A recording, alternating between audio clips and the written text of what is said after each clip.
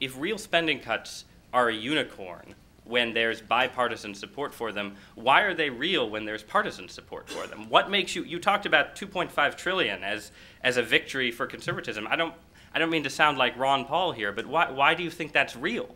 Why do you think if introducing the virus of a tiny tax increase corrupts the host of projected spending cuts, why do the spending cuts happen when there isn't a tax increase? No, because when you put a tax increase on the table and they talk about spending cuts, the spending cuts get taken back. This way, what if you have a 100-to-1 ratio? What, when we have start the conversation, 100-to-1 ratio? When you look at Simpson-Bowles, they're 3-to-1, 4-to-1, then you look at it and the bill turns down. The tax increases grow and grow and grow, and the spending cuts become further and further away. And by the way, not a single Democrat has actually endorsed any of Simpson-Bowles. The president introduced his bill a couple weeks after Simpson-Bowles, and none of it was in it. So this idea that the president's anxious to sign Simpson-Bowles or likes Simpson-Bowles or is open to any of that stuff just is counterfactual. Now, if the Democrats, okay, if Harry Reid, how about Harry Reid? If Harry Reid were Harry Bird, we'd be somewhere. If Harry Reid, did you say Big Bird? Yeah, Big Bird.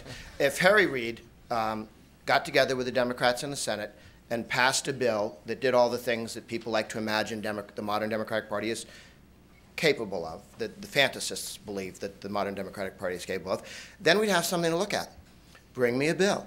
Bring me a bill. Pass something that looks like the Ryan budget, meaning that it's a real budget that can be scored, that can be looked at. The Democrats haven't even passed a budget out of the Senate in the last 3 years. Why?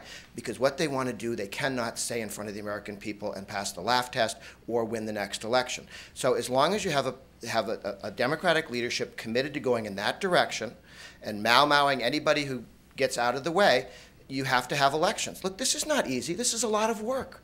This has taken many, many years, in fact, decades. The modern Republican Party only started in the right direction a while ago. I mean, we started with Goldwater, who was against cutting taxes, and we had a whole bunch of Republicans spending money with Bush 41 and Nixon and Ford. I mean, it took the Tea Party to really whack the party on the side of the head and begin to move the Republican Party more seriously for spending restraint. This is a lot of work. There are a lot of elections to be won. This isn't going to be magic, but imagining a reasonable modern Democratic Party that will help reduce spending. All of the spending we've got now, these guys did. They're proud of it. It was on purpose. You say the pledge got in the way. Well, but a lot of that spending Republicans did too, right? Okay. I mean, Bush allowed spending to drift up, and I wish he hadn't. I think it was a mistake. But to look at the jump in spending that we saw from 2007 to when the Dems took the House and the Senate and ran away with things in the last 5 years, that's where this huge jump and the spending projections out in the future got crazy. Right. I mean, it's gone under both parties. Yeah. Right. Yeah, yes. However, there's a difference in the magnitude of the spending that's rather dramatic, and and what happened was we lost the election in 06 and 08 on issues other than economic issues, and ended up now paying the price with the guys that we elected.